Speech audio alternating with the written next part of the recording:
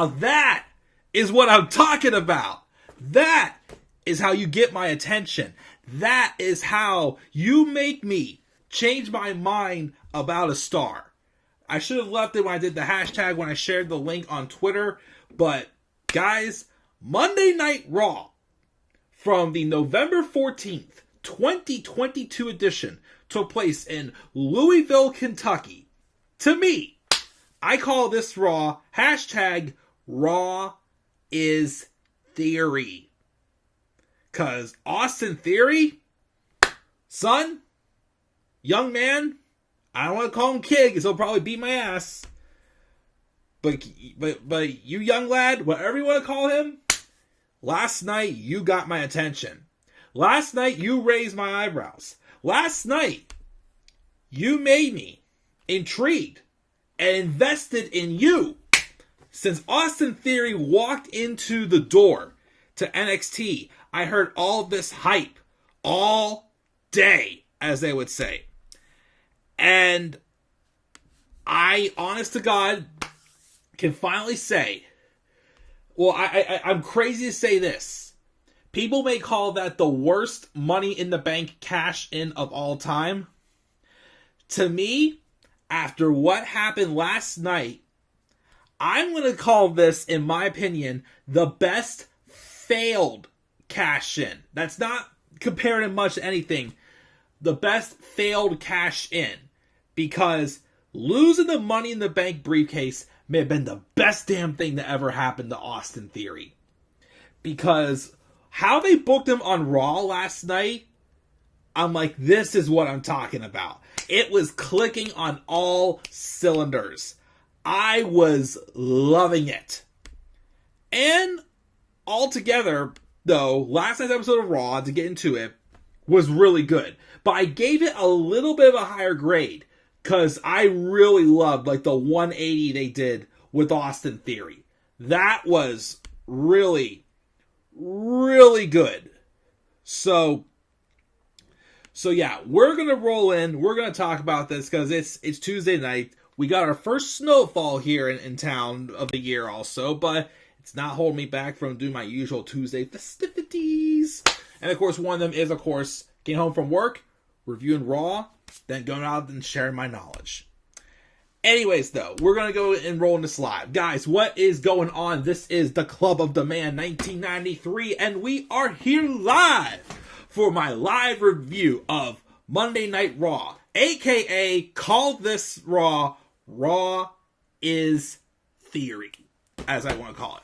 We're going to look back, of course, and talk about everything that happened on this show. Again, the November 14th, 2022 edition that took place in Louisville, Kentucky. Crowd, if you were in attendance last night, thank you. Crowd was so much better than that Raw last week in Scranton. That crowd was horrible. But the crowd in Louisville was awesome.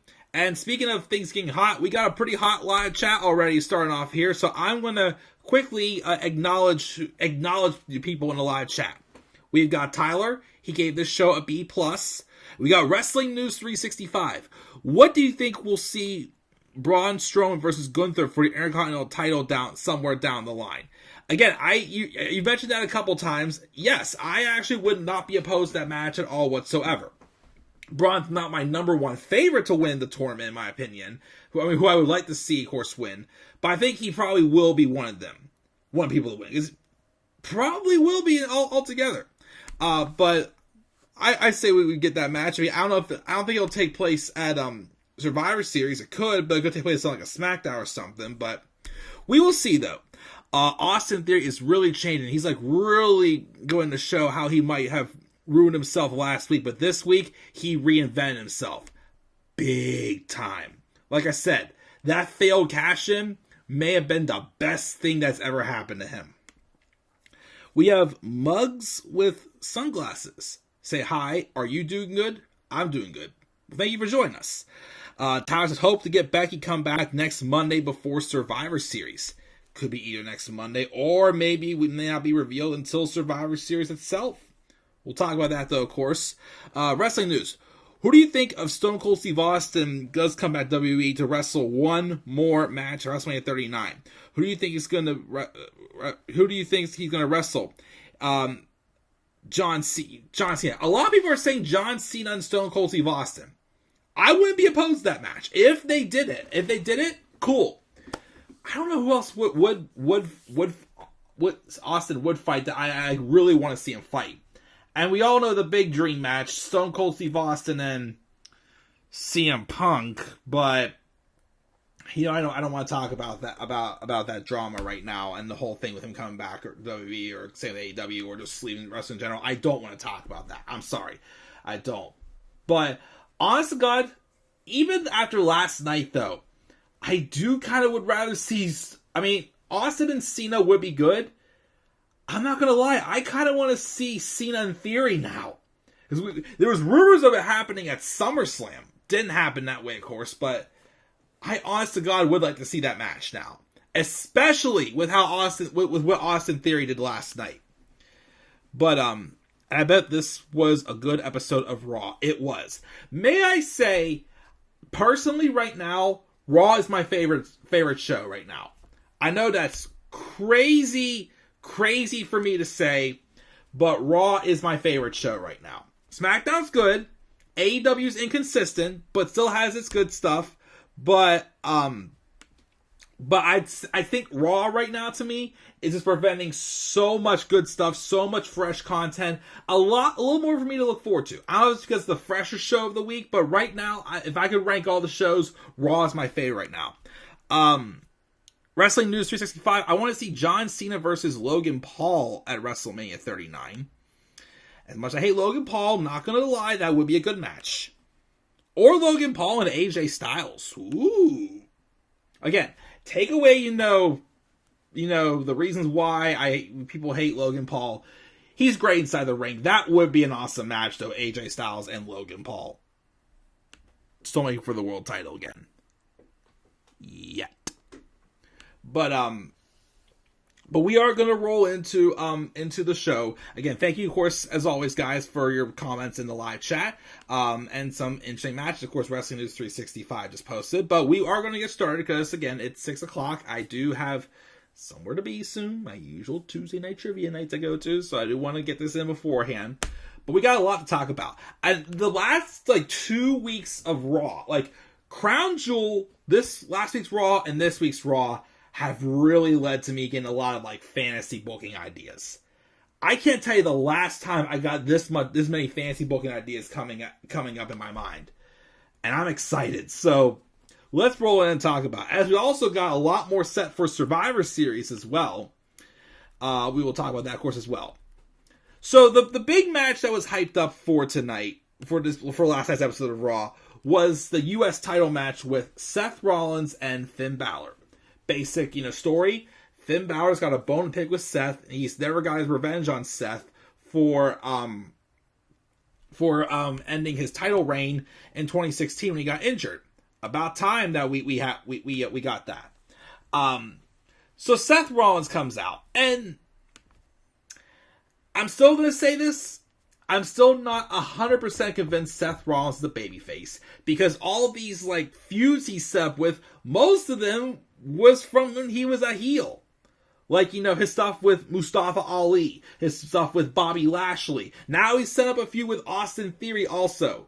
Giving a lot of, people, who's gunning for his U.S. title, which is true as he said in this promo, but I don't know if I'm not used to it, but I'm just holy smokes, who are we?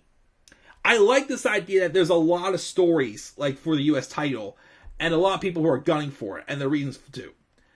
But with that being said, I just don't think it's the right time to transition Seth Rollins to a babyface role right now. I feel like, if they are, they're doing it slowly. They're not going to, full on go out on it. But also, Seth, my man, what the heck was up with that outfit? I'm sorry, Becky Lynch dressing up in her goofy outfits got a little bit old for me after a while. She doesn't have to, wear these, goofy shades and, goofy... She doesn't have to, dress up all goofy all the time.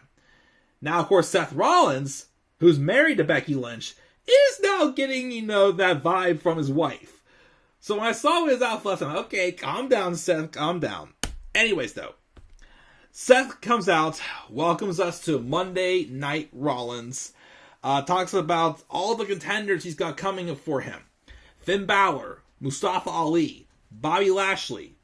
And then he pivots to talk Austin Theory to cashing in, and promises the crowd they can tell him how stupid he is later.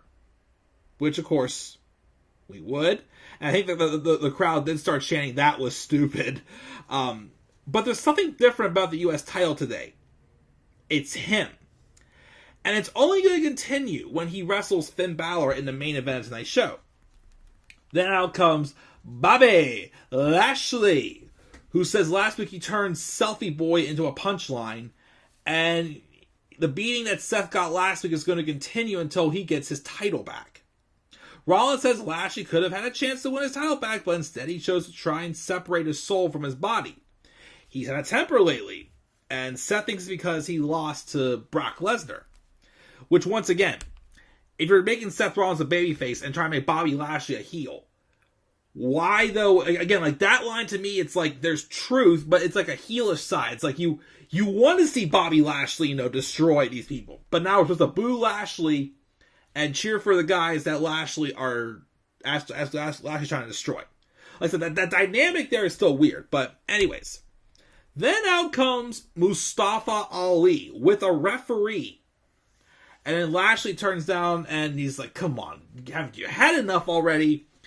And he tells him the beatdown he got last week will pale in comparison to what he's going to do today if he doesn't walk out of here before Lashley hurts him. Which, by the way, I still cannot get over that bump that Ali took last week when and Lashley just like tossed him behind him and he was like into a road case and like it looked like he literally got like tossed back to a road case, like hit the lid, fell in, and the lid shut with him. Like that bump he took was just crazy hilarious, but so good. But anyways, Ali comes to the ring and gets clobbered and dumped in short order. And then Lashley says that's a message to anyone who stands between him and his title. But Ali again gets back in and it's like, come on, give me more, give it to me, give me what I want. Referred to, of course, Batista, which apparently I watched a video the other day, that whole, promo with Batista and Triple H in 2019, whenever Batista wanted that match with Triple H at WrestleMania 35. Apparently the whole, give me what I want, was because apparently Batista forgot his lines. Oops. But anyway, so Ali was just like, no, was not staying down.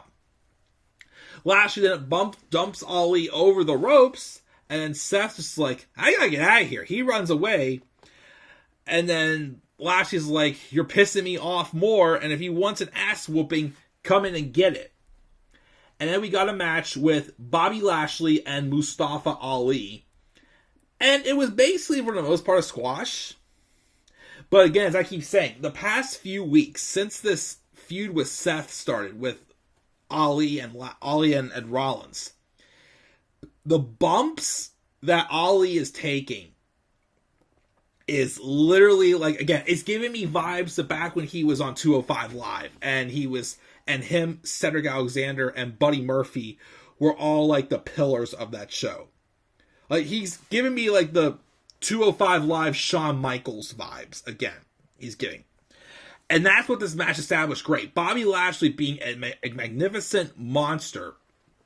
But no matter how many times he beat the piss out of Ali, Ali still kept getting up and getting back in. To the point that even like whenever he got Ali in the Hurt Lock, Ali never tapped. He passed out to the Hurt Lock. Showing that whole, heart and soul thing all over again, I'm loving it. I am absolutely loving it. Like, a lot of people are saying, could this be like a fatal four-way between like Rollins, Ali, Lashley, and Theory? Which it very well could be. I don't know if they'll do it on Raw or Survivor Series, because again, there's no pay-per-view between Survivor Series and Rumble as of now. But if they did that, not Theory, Ali would probably be the big underdog of that match. And again, like, he's in that position at this point now where even if he loses now, he looks so good in the loss. But you can use that because there have been, like, a few stories I can think of, like Sami Zayn winning the NXT title, or even Hangman Adam Page winning the AEW title, where they've done that story where he's lost, but he's lost in a way that, like, made the loss still look, storytelling worthy. But they did to a point where it's like, okay, you either win this or it's nothing. I think they could easily, right now, if there's anyone they could tell that story with right now, it's Mustafa Ali. I think they got him set up prime in that position for sure. And Bobby Lashley being the big monster he is, oh boy, just you wait till we get Lashley versus Lesnar 3. Which I'm pretty sure is not happening at Survivor Series now. I'm thinking it's probably, if they want to, have, I'm guessing at this point now, it's probably having Lashley, taking out Lesnar after the match with the Hurt Lock, may have, delayed Lesnar return until Rumble. Maybe they'll have Lesnar and Lashley both in the Rumble. Lesnar returns, brawls with Lashley. Maybe that's how they're going to get them to Mania, maybe? We'll see. But that could be the case, because I'm not seeing it now happening for Survivor Series. But we'll have to wait and see, though. But we have that. And then we have an interview with the OC and Mia Yim backstage. AJ says they solved the Rhea problem, and Judgment Day can come get it. Gallows tries to take credit because of his way with women, which of course, like, cool down, big Doc, calm down, because we all know that Mia Yim's married to the Limitless one, and we all know what he's capable of. AJ says this has to end with a one-on-one match with him and Finn Balor at Survivor Series. Oh, they had. It was a face-on-face match, of course, you remember, TLC 2017. Remember the match was supposed to be the Pumpkin King versus Bray Wyatt in drag? And of course, that's when that viral infection went around and Bray Wyatt wasn't able to wrestle at that show. And instead, we had Finn Balor versus AJ Styles. And again, I loved how they advertised that. The Demon Finn Balor versus the phenomenal AJ Styles. Like, they added the nicknames in there, and it made it feel, like, pretty important. Ooh. If they had a good match back then, imagine the classic they could have at Survivor Series. I'm very interested in that match.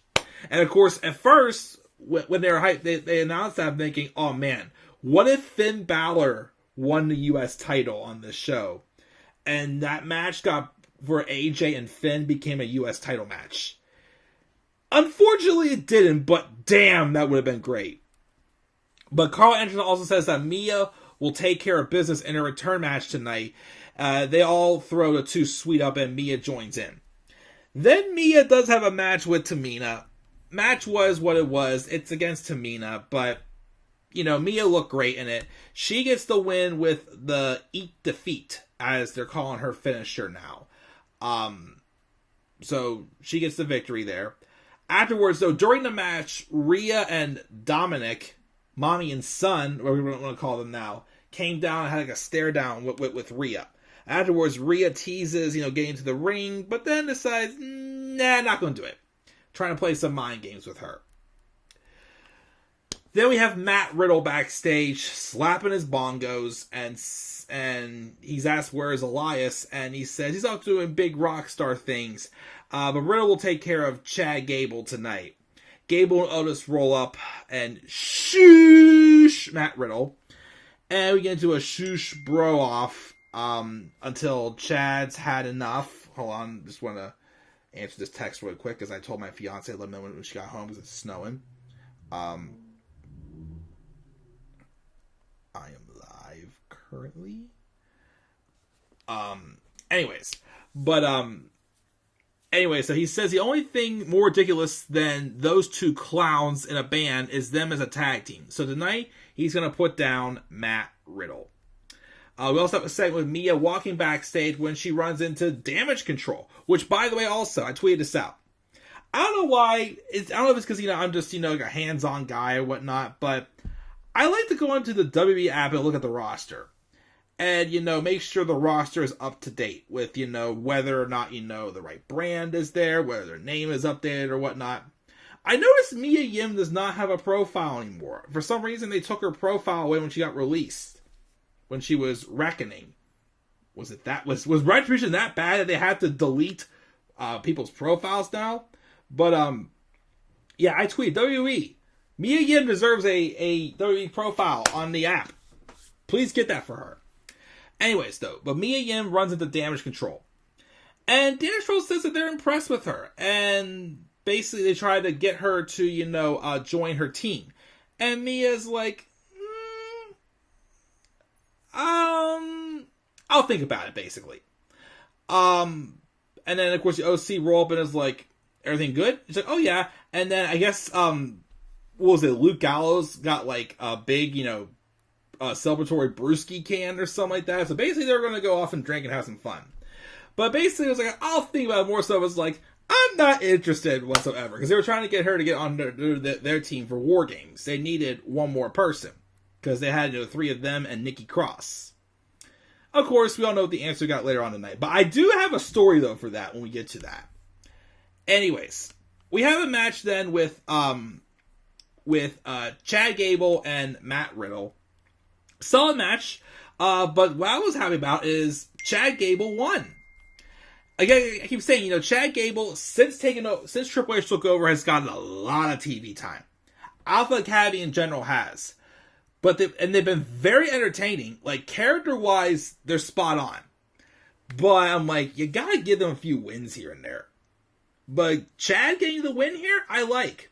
And like I keep saying, too, I don't know what it is, but does anybody feel like Matt Riddle's, like, lost momentum? Like, again, it just feels like that he hit his high note with Rollins for the Clash of the Castle build. And, of course, the build for Fight Pit was good. But since the Fight Pit, it's like they've gone back to, like, what he was before. But like I said, I'm wondering if they're doing that because they're trying to plant seeds for a heel turn. Because again, I still think when Randy Orton comes back, Matt Riddle should be the one to turn on Randy, not Randy turning on Riddle. Because that's happened too many times. I think I keep saying this time around, I think it should be Randy is the one that gets turned on. So I'm hoping that's what this is leading to. So Gable gets a win, nice. We also have this weird thing with JBL and Baron Corbin playing poker backstage. And Akira Tozawa, who we haven't seen him for a while, joins the game and puts on the sunglasses, just says he's never played poker. He does not know the rules. So they're like, well, let's play then. So I'm like, okay, a little strange. I don't know, like, the stuff with Baron Corbin and JBL, I want to care about it, but I don't care about it at the same time.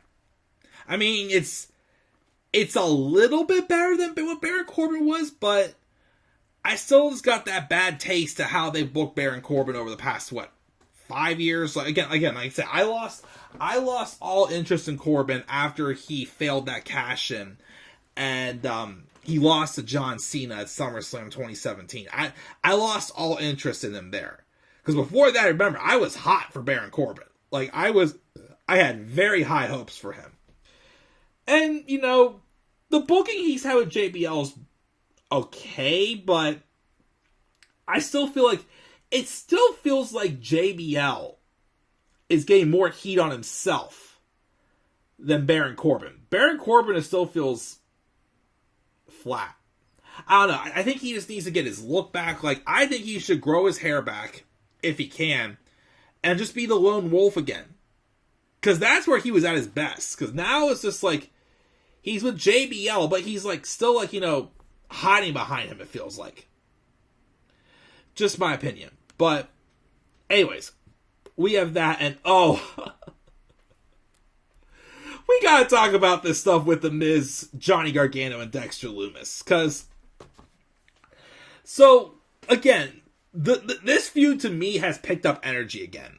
Because ever since they revealed this story how Miz apparently has been paying Dexter Lumis to stage these attacks, at first I was hokey, but I feel like it's gotten like even like goofier and like a little more funnier since. Because it's not so much the story, but the inside jokes. Because last week while I was watching Raw on Twitter, most of you of course follow Just Alex. He posted a tweet basically describing how this segment with Miz and Johnny went down. More so, it's like he got busted, and Miz was like, and I would have gotten away with it too if it weren't for you meddling kids. And then it just, usually anytime I think of like any shows I enjoy, like, like when I grew up, I enjoyed Scooby-Doo. I also like, we all know I'm a big Seinfeld fan. I say that because this segment gave me a Seinfeld reference. Yes, people are probably going to say more so Mr. Rogers, but it gave me a Seinfeld vibe also, which I'll explain in a second. But of course, also, last week, whenever The Miz, because I was in the mood of thinking about, like, TV shows, but when The Miz, pulled off that stunt where he pretended he was being pulled under the ring, and then he came out and attacked Johnny Gargano with like a shillelagh or whatever it was, when the referee wasn't looking, I've thought of Marv Merchants in Home Alone 2 going, you may have won a little battle, dude, you may have won the battle, little dude, but you lost the war. And then I thought, what if this week it's Joe Pesci, Miz being Joe Pesci and going, I never made it to the 6th grade, kid, and it looks like you're not going to either. And then Miz gets tossed.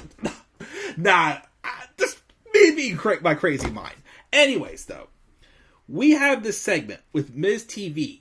Byron Saxton's being interviewed, which the downside of this segment was I thought Byron was super annoying.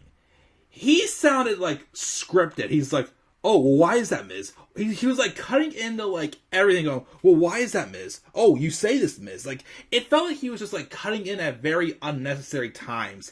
And he was just trying to be like that guy who's trying to make himself look relevant, but he's not. But anyways, Miz came down and he's prepared a statement about Dexter Lumis. And he puts on glasses, which I've never seen Miz wear glasses before.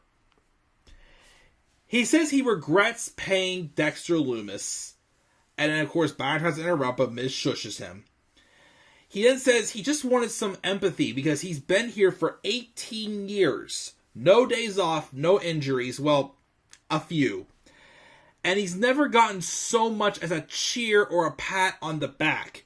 Which is a lie also, because you remember 2019, he was finally clicking as a babyface and Shane McMahon ruined it all. Even when he tried to get Dexter back on his feet, people still were against him. He's asked for very little, but Dexter keeps taking and taking until he couldn't see an end in sight. So he had to stand up for himself and put a stop to Dexter's greediness.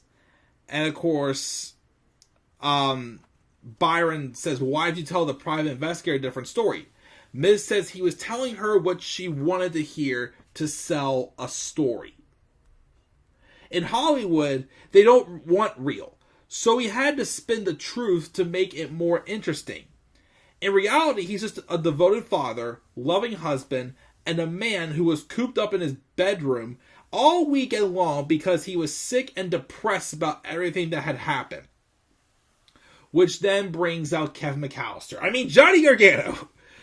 He comes out and confronts The Miz for taking the easy way out and trying to trick people into caring about him, and he'll just lie about it if you ask him directly. That's why he caught him in a lie, because he stopped paying Lumis. Johnny asks if Miz owes Byron money as well.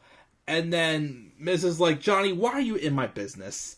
And he accused him of trying to use his story to get people to chant, Johnny Wrestling, Johnny Wrestling. Which Johnny admits he loves to chant, but the truth is Miz is lying to himself and calls him out for trying to cosplay Mr. Rogers.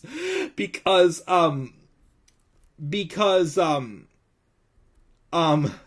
because of the sweater he's wearing, which he was wearing this like brown looking sweater.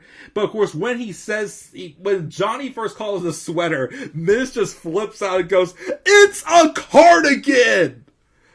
And when I looked at it and I realized, me thinking like, sitcoms and all other references I think of whenever I think of these weird crap, I first thought of the episode, for those of you who know, I'm a huge Seinfeld fan. Go back and watch my Seinfeld review series I just finished at the beginning of the fall. I thought of the episode The Red Dot, where George bought Elaine that cashmere sweater that had that red dot on it, that had that severe discount on it, that just nobody wanted because of that red dot. Why? I still don't know why. But I was there thinking, I even tweeted Miz, and I said, "Hey Miz, is that sweater cashmere?" Or honestly, if I was there, I would have said, "Is that cashmere?" And then I would probably have gone, "What's that little red dot?" He would have went, "What?" And then flipped me in the nose, like, I don't know, but I just got Seinfeld reference vibes. It's like, I'm getting too many, TV show vibes from this new material with the stuff with Miz, Dexter, and Johnny. Anyways, though, Miz, again,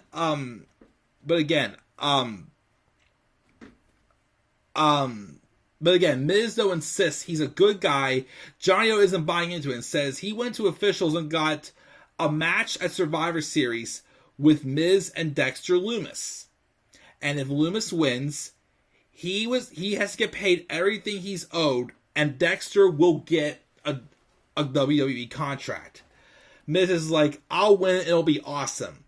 And then Johnny's like, "Well, you can tell Dexter that to himself, because, well, my friend, Daniel Guyza and I, who we now text again during Raw, said that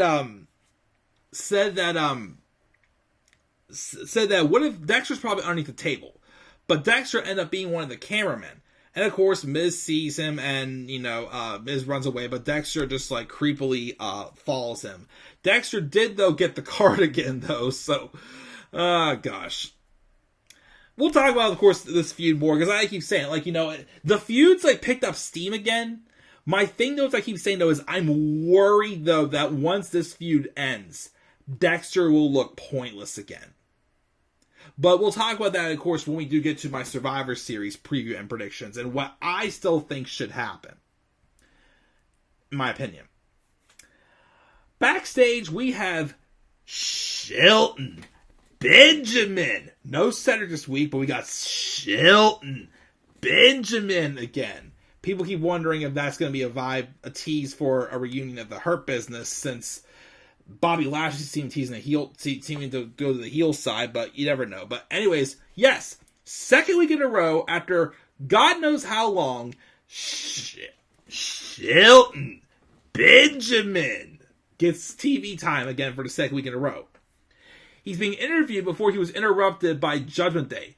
And Dominic Mysterio's being the young kid, getting up in his face saying, "Yeah, old man, you're a failure. You're a failure. You're old, man, you're a failure," this and that.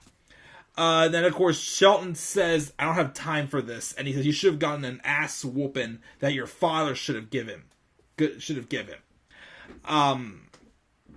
But then Damian Priest steps in the way and tells Shelton to calm down. And if you got a problem with Dom, you got a problem with me. And then Shelton's like, "Okay, I wouldn't mind working on my problems tonight. So I accept your challenge later in the ring against you." Which you pointed at Dominic, basically saying, "Son, quit hiding behind your elders," basically. So we're going to get Shelton Benjamin and Dominic Mysterio, which they had the match. Match was decent. Again, Dom still has some work in the ring, but because he's definitely really transitioned into a chicken shit heel. But I think his personality though really has grown on me. Not every single heel needs to be a chicken shit heel, but I think Dom what he's doing is really pulling it off. Because yes, he's still young. He's still new to the business. He's not going to be, as crafty in the ring right away. Even though he's had better performances in the ring. But again, I kept saying, the reason why he needed this heel turn again was he really needed to develop a new personality. Badly. But I really think, like, the personality and the character he's developing, like that douchebag young kid who thinks he's the shit, basically, he's killing it. He is absolutely killing it. Like, I even went back and because I was watching some, like, you know, like, highlight videos, like, or, like, savage moments and whatnot, and, the Dom we got the night he had turned heel at Clash of the Castle, just the look in general has changed drastically. So, yeah, props to Dom for the personality change. Yes, he still could clean up a little bit more, like, of his in-ring ability, but, again, this heel turn he's had, I'm really, really digging it. He's really doing good. But he gets a win with a frog splash after Shelton gets distracted. Alright, then we get to the juicy stuff. This is where the beginning of hashtag Raw is Theory. Austin Theory is being interviewed backstage. He's breaking his silence since his failed Money in the Bank cash-in. Here's what he had to say. He bristles at being called a former briefcase holder. Because, of course, all night we're getting the "where's your briefcase" chants. Or "that was stupid" chants. He says nobody understands him or the pressure he's under. Everybody thinks he's just made for this because of the way he looks and his athleticism. But they have no idea what the full story is. He was touted as the next big thing and exceeded that expectation and became the face of the franchise. But people still hate on him to this day because of that. They cannot relate. The whole world wants him to fail. But for him, when he thinks about last Monday, people think he failed. But he feels more alive than ever. Money in the Bank was an anchor on Austin Theory.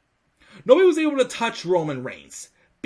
And whenever he looks vulnerable, the bloodline are there.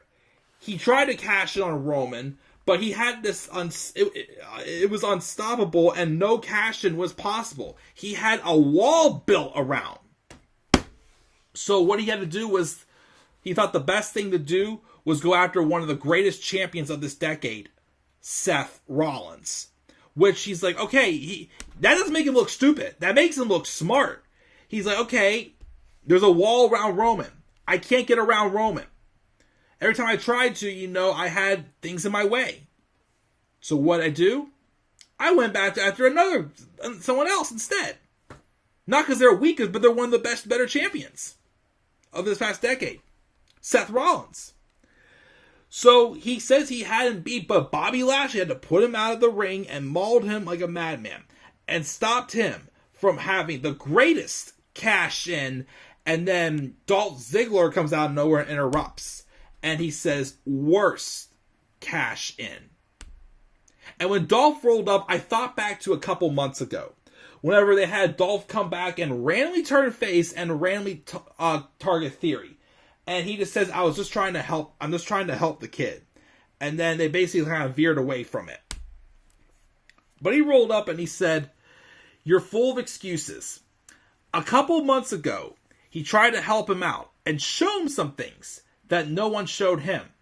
But then Austin says he's sick of people talking down to him and he's done being the youngest this, youngest that. He's the now. And he's going to show Dolph himself. And of course Dolph says, okay kid, see you in the ring. And of course it was just getting under his skin. He hated being called kid. But that promo, so here's my take on why, first off, this promo got me interested, but why I thought that the Money in the Bank cash-in worked. The whole story, and I keep saying, Triple H, what I really appreciate what he's done since taking over, is that he's transitioned these guys from what they were to what they are now. Like, he finished, he basically finished Vince's rubbish, but used his knowledge to transition it to something different. Continuity, storytelling. And I think the story for Austin Theory has been, he was Vince's handpicked chosen one, because Austin Theory stole the Cleopatra egg at Survivor Series. Remember that ugly thing? Oh dear God, that was so ugly and so horrible. But so he was Vince McMahon's chosen one, getting handed so many things on a silver platter. And it's one thing when, stuff's happening behind the scenes, but they don't acknowledge it. But when they do acknowledge it, something like this in the long run really benefits. Because, look, Vince retired. Daddy's not here anymore, as Roman tells Theory. And it's true. Because obviously, the golden boy who was getting all these opportunities, all of a sudden, isn't so much getting those opportunities anymore. So them all being taken away and leading to what we got here on this episode of Raw makes everything that he had went through work. Like, it's weird how, something bad all of a sudden in the long run works when you get a segment like this. Because it makes up for that whole story. Like, it's like how I felt with Bayley. Until Bayley turned on Sasha, I was not a fan of her heel work. But after her story with Sasha, even though it got cut super short, I'm like, this all has worked all this time. It's one of those things, in my opinion. So he then says, I'll see you in the ring. To be continued on Raw is Theory. We're going to get Austin Theory and Dolph Ziggler later on. We didn't get ready for this match with Io Sky and Dana Brooke. Dana Brooke had an insert promo saying where she's upset that Nikki Cross threw the 24/7 title away because it's the one thing that was most important to her legacy, which I'm like, that's kind of sad, Dana. But Io squashed Dana basically and got the win. Afterwards, though, so earlier when I said I had a story about Mia Yim from this show, here's that story. So, I didn't recognize Mia's new theme music. We heard it, of course, earlier night when she had her match with Tamina, but then I didn't recognize it whenever it was hit during the post-match segment from this match. Mia comes out, but when I heard the music, I didn't recognize it. And when I saw the Tron, I don't know why, but I honestly thought at first it said Nia Jax, and I'm like, you did it, Justin. I saw it was Mia. I'm like, oh, never mind, it's Mia. But I seriously to God thought at first it was Nia Jax. And I'm like, no! But anyways.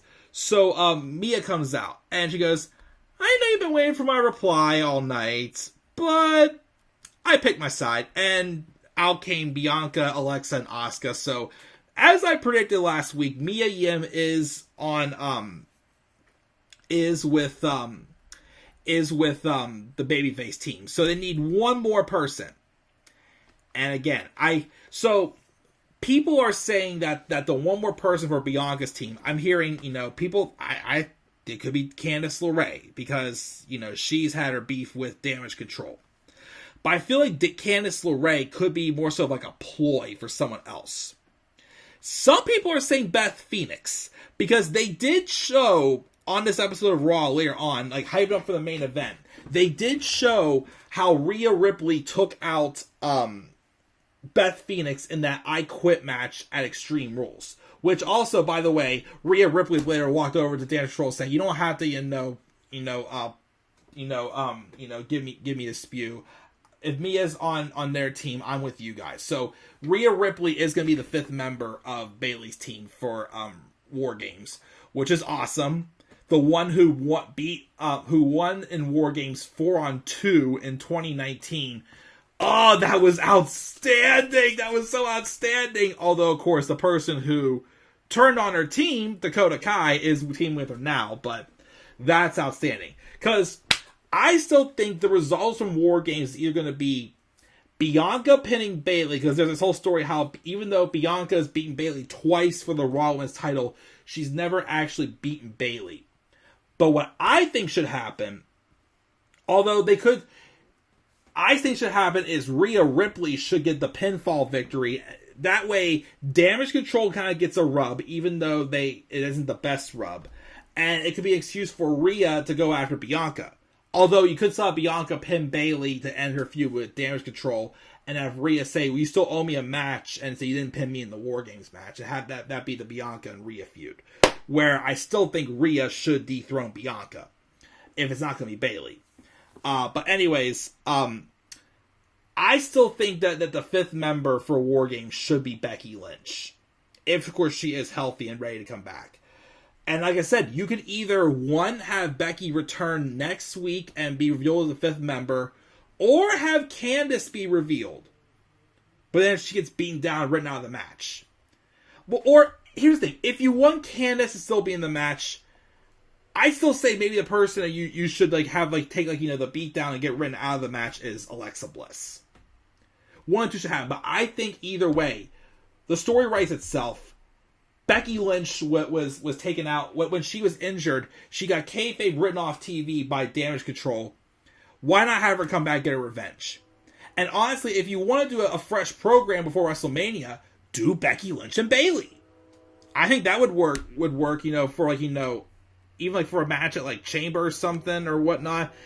I still think though, if you really are going to do Becky Lynch versus Ronda Rousey at WrestleMania,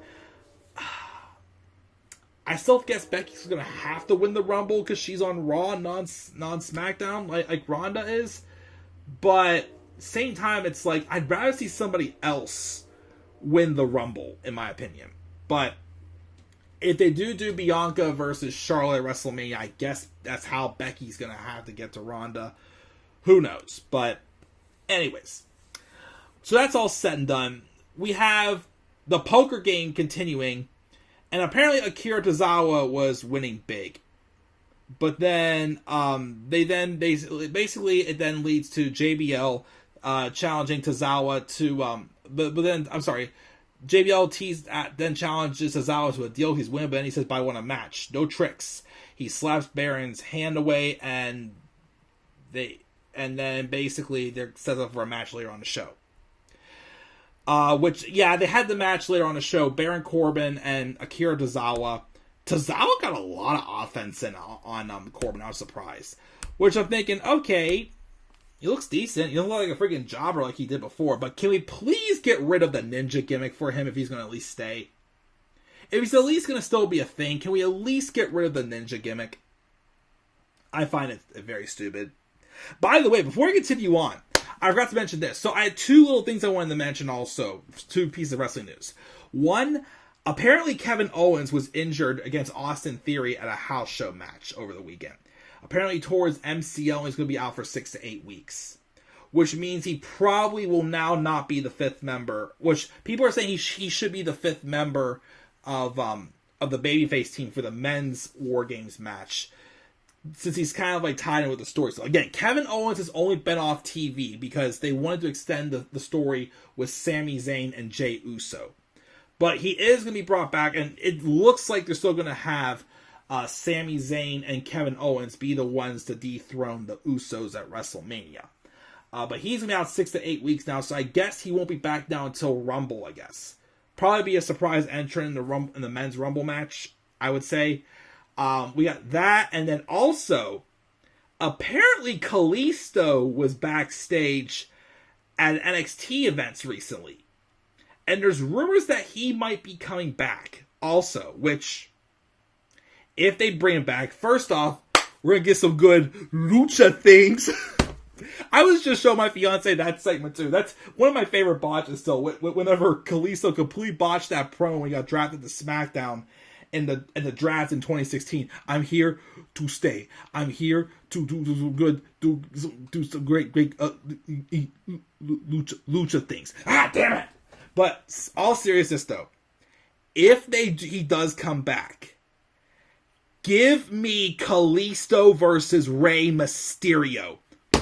Damn, I wanted that match. Ever since I first saw Kalisto wrestle, I'm like, give me Kalisto versus Rey Mysterio.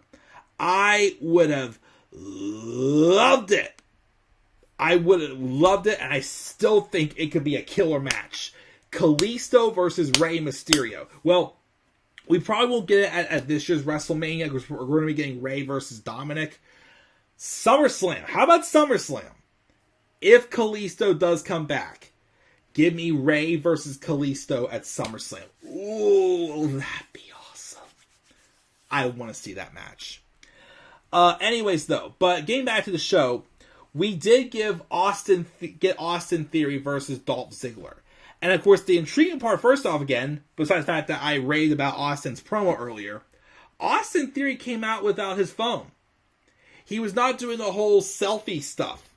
He was just dead serious. Kind of like more of his all-day persona. I'm like, okay, no more selfie promos. I'm liking this. And he had the match with Dolph, and it was a really good match. And what I did like also is there was a turning point in this match that I really liked. So I think Theory did like kick out of a Famouser. He also kicked out of a zigzag. But he also got put in this sleeper hold. And Dolph had it on him pretty darn good. And I thought at first Theory was going to pass out. But then all of a sudden, he didn't pass out. He was able to turn it around. And then he was able to then hit the A-Town down. But he resists to capitalize. And you see like that switch in the face of Austin Theory. He then hits a second A-Town down. But he still doesn't capitalize. And then you see him starts foaming from the mouth from anger. And Austin Theory goes crazy. Beats the shit out of Dolph Ziggler. Throws him to the floor. Throws him into steel steps. And starts slamming him. How many times face first into the announce table. Referee stops the match. And Theory goes ape shit. He throws everything from steel chairs to desk chairs to, I think, even through the cover of the announce table. He just went nuts and beat the shit out of Dolph Ziggler going, I'm not the kid anymore! I'm not a kid! I'm not a kid! Like, kind of having like a freaking meltdown because everything he had just gets taken away. And now he's angry. And again, follow-ups from losses like that is just outstanding. I see this and I'm like, this is what I wanted to see. The moment Austin Theory came in, and I was told that, he's got what it takes. And it took a while. Like, again, he came up, to replace Andrade Cien Almas at WrestleMania 36 when Theory was when Andrade was sick or he was injured, one of the two. They briefly had him still in like a trio with Almas, Garza, and him, but then of course they wrote him out and put him back in NXT, which I thought was the right thing. I wasn't the biggest fan when he went to NXT. I wasn't a big fan of him when he was with The Way. And of course he came up, he showed some sparks here and there, but I'm like, this still isn't quite clicking. This though, I'm like, keep doing this. Like I said, this is the show I felt like Austin Theory found his groove. He found his spot. And I'm loving it. Yes, I'm not going to buy an Austin Theory t-shirt, but I saw this, I'm like, this is what I'm talking about. This is the Austin Theory I've been waiting for. But, I'll say it. Like I said earlier, the story of him being like the golden boy and then slowly losing everything since Vince left has just worked out outstanding. That failed cash-in, like I said, to me is the best failed cash-in as of now, in my opinion. Because of how they followed up from it, and it's worked great. Storytelling from losses still makes things interesting. And that momentum has really put a rocket ship underneath Austin Theory. But of course, that's not the last we saw of him. We had, the stuff with, JBL and Akira Corbin, Akira Tozawa, and Rhea Ripley saying she'll be with Damage Control for War Games. We have an interview with Bianca Belair, and she says, as good as her team looks now, because next week we're going to be getting the match on Raw where one member from her team and one member from Bayley's team go one-on-one, and the winner gets the War Games advantage, which means that that their team, whenever you get to send in someone else, their team gets to send in someone new in first. And of course, they'll probably do that for the men next Friday on SmackDown on the Go Home show. Anyways, though, but they're being interviewed and basically saying who's it going to be.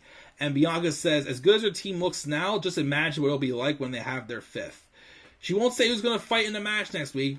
We have to find out. But she's not going to take it lightly. And no matter who they're throwing at her, they're going to give it right back. Alpha Academy rolls by, of course, and Chad Gable then demands an interview himself. But then Seth Rollins rolls up and does like a shoosh thing with Chad Gable. It was strange. Finn Balor then being interviewed. He says he accepts AJ Styles' challenge for Survivor Series, but tonight it's about Seth. He's going to remind Seth who he is, and he's going to win the United States Championship. And then we had the match with Finn Balor and Seth Rollins. Match was good. I mean, these two always put on really good matches. Of course, the OC and Judgment Day do get involved during the match, and they brawl outside the ring. Even though we're getting the one-on-one match with Styles and Balor, I'm still hoping we do at some point they'll get like that mixed tag match with OC against Judgment Day. I still hope we do get that 4-on-4 mixed tag match. I think I'm hoping to. Which, if that happens, make it a street fight. That would be an awesome street fight match. But of course, off the distraction, AJ Styles knocked Finn Balor off the top rope. Seth capitalized on the distraction and hits the curb stomp, which again protects Finn. He didn't lose clean. Afterwards, though, as soon as the match rings, here comes Austin Theory beating down on Seth Rollins, and he picks up the U.S. title and just lies in wait before cracking him in the face with it. And that's how the show ends. Again, hashtag Raw is Theory. Easily the best part of the show was definitely Austin Theory, like, finding his groove. It was outstanding. I loved it. I loved every bit of what it did with Austin Theory. And I also loved this episode of Raw. I gave the B+. There's a few little, like, decent things, like Corbin Tozawa was decent, was just there. Couple other little things, like, Riddle and, like, Gable was solid, but I do like that they gave Gable the win, but yeah, I thought this was a very good episode of Raw. I gave the episode a B+. That's what I gave it. To check the live chat before I go, because I do have to get going in a few minutes. Either Dragunov versus Roman Reigns, sign me up for that match at Survivor Series. I wish we get that match. That would be a good match, but it's not happening at Survivor Series. But when you mention the idea of Dragunov being the one to dethrone Roman, I'm not opposed to that. That would be very interesting for sure. Since Kevin Owens got injured, who do you think is going to dethrone the Usos for the tag titles now? Like I said, it's still going to be Sammy and the Usos, but I think that match not going to happen until WrestleMania, because Owens is only going to be out 6 to 8 weeks from what I've heard. So that's still the plan. Tyler liked the Seth and Finn match. A lot of random one words from Bugs with Sunglasses. Okay. Split the world and tag titles. Matt Riddle is dumb as rocks, and not talking about Patrick's house. I'm talking about real rocks. Oh gosh. He thought JBL and Corey were playing cards was funny. Rollins' second run as U.S. title is way better than his first. Oh, definitely. He only had that for like a month, but the moment he won the title, being John Cena, the title for title match, though, was great. He thinks it's too late for Becky and Horseface. It should have been in 2019. I agree, but we can still make up for it. And the U.S. title is the world title now on Raw. Basically, if you have Roman having both titles. But that's going to do it for Raw, though. I do got to get going, though, guys. But thank you as always for joining me live. I gave this episode a B+. I'm going to try to keep things rolling this week. It's going to be very busy the next 2 weeks. Going to finish the graphics for my Full Gear premium predictions. Probably not going to be able to do this till Thursday, though. So I'll try to do both Dynamite and Full Gear predictions on Thursday. Because one of my new TV shows isn't featured in a new episode on Thursday. So I have a little more time on Thursday. So if I can at least get that done for the weekend, cool. And then, of course, SmackDown, Full Gear. Then next week, of course, with the holiday mix in there as well, we again got Raw, Dynamite, Survivor Series preview predictions, Full Gear review, SmackDown Survivor Series review. Again, it's going to be busy the next 2 weeks, but just, stay patient with me as always. But that's going to do it, guys. Again, what are your thoughts on this episode of Raw? Do you think this episode was hashtag Raw is Theory? Gave it a B+? Your thoughts down in the comments section below. Be sure as always to slap a like on the video and subscribe more content on my channel. And follow me on Twitter as well at DemandAirboy93. Until then, guys, I'm checking out. I'll catch you all later. Have a great rest of your Tuesday night. Be safe out there. And peace out, everybody. And also get trending on Twitter. Hashtag Raw is Theory. Yeah,